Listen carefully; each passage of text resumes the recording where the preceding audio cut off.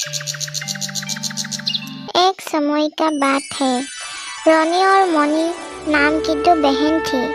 रोनी का विवाह अमीर घर में हुआ था। उसका पति व्यापारी था। मोनी का विवाह साधारण घर में हुआ था। उसका पति मेहनत मजदूरी करके अपना गुजारा करता था। उसकी दो छोटी छोटी बच्चे थी। मोनी विष्णु भगवान की बहुत भक्त थी। रोज उनकी पूजा करती थी। एक बार उसका पति काम पर गया था। वहाँ पर सीढ़ी उससे गिर पड़ा। उसकी पैरों पर मूस आ गई। उसका काम पर जाना बंद हो गया। एक महीने बाद बीत गई पर उसका पैर ठीक नहीं हुआ। धीरे धीरे जमा पूंजी खत्म होने लगी। घर में थोड़ा सा आटा बचा था। तब मोनी को अपनी रोनी को याद आई। उसने सोचा, रोनी दीदी से कुछ सहायता मांग लेती हूँ। मोनी ने अपना बहन के घर गई। रोनी ने अपने बहन को देखा तो उसे पूछा, क्या बात है, कैसे आना हुआ? तुम इतनी चिंतित क्यों है? मोनी ने अपनी तकलीफ के बारे में बताया और कहा, क्या तुम मुझे पैसे उधार दे सकती हो? पैसे के बात सुनते ही रोनी का कान खड़ा हो गई। उसने बहाना बनाते हुए कहा, बहन, मैं तो तुम्हारा सहायता करती, पर अभी तुम्हारा जीजाजी घर पर नहीं है। मैंने बिना पूछे पैसे दे दिए तो वो नाराज हो जाएगी। मोनी दुखी मन से घर लौट आई। वो सोचा कि ऐसे अपने बच्चों का पेट कैसे भरूं। तभी किसी ने उसका दरवाजा खटखटाया। उसने दरवाजा खुला तो देखा एक बूढ़ी औरत खड़ी है।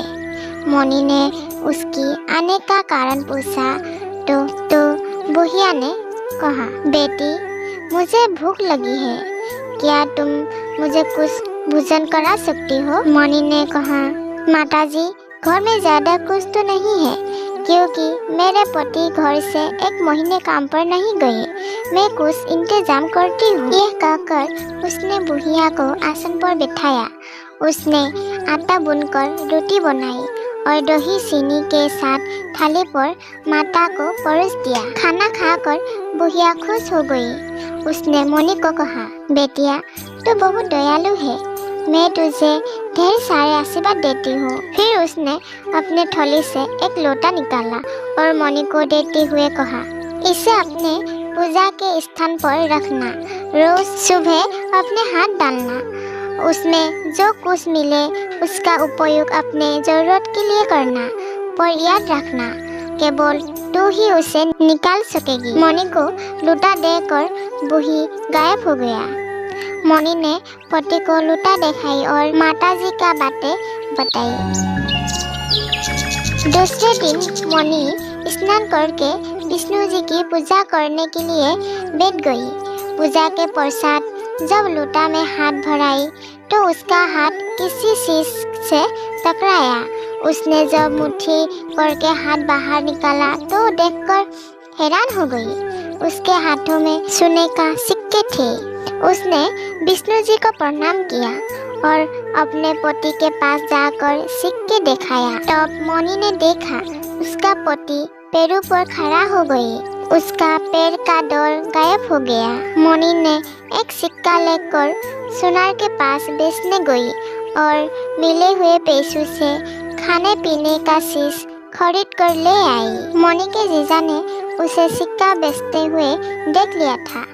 उसने घर आकर रोनी को सारी बात बताई। रोनी को बहुत आश्चर्य हुआ, क्योंकि मोनी कल ही उसे पैसे मांग रही थी। आज उसके पास सोने के सिक्का कहाँ से आया? सच्चाई जानने के लिए रोनी मोनी के घर पहुंची और सिक्के के बारे में पूछा। मोनी ने कहा, ये मेरे आशीर्वाद स्वरूप मिला। जब मोनी ने पूजा घर में ताम का लोटा देखा, लोटे के बारे में पूछने लगी। मोनी ने माताजी के बात बताई। सारी कहानी सुनकर रोनी ने भी लालच में आकर लोटा में हाथ डाल दिया। मोनी मना करती रह गई। जैसे उसने लोटा में हाथ डाला, वह दर्द से चिल्लाने लगी। उसका हाथ बुरी तरह जल गया था। ये देखकर मणि जोर जोर से माताजी को आवाज देने लगी। उसकी घबराहट देखकर वह पुनः प्रकट हो गई। उन्होंने कहा, लालच के कारण तुम्हारा ये हाल हुआ है।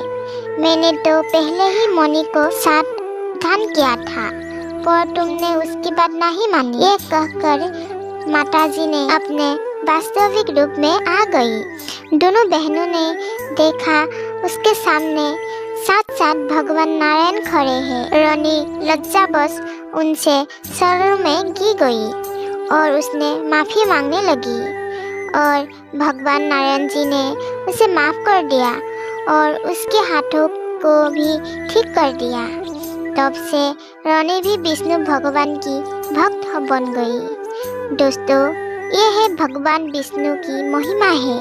आप यदि सच्चे मन से भगवान को याद करेंगी तो वो आपका सहायता जरूर करेंगी, जैसे उन्होंने मणि का सहायता किया।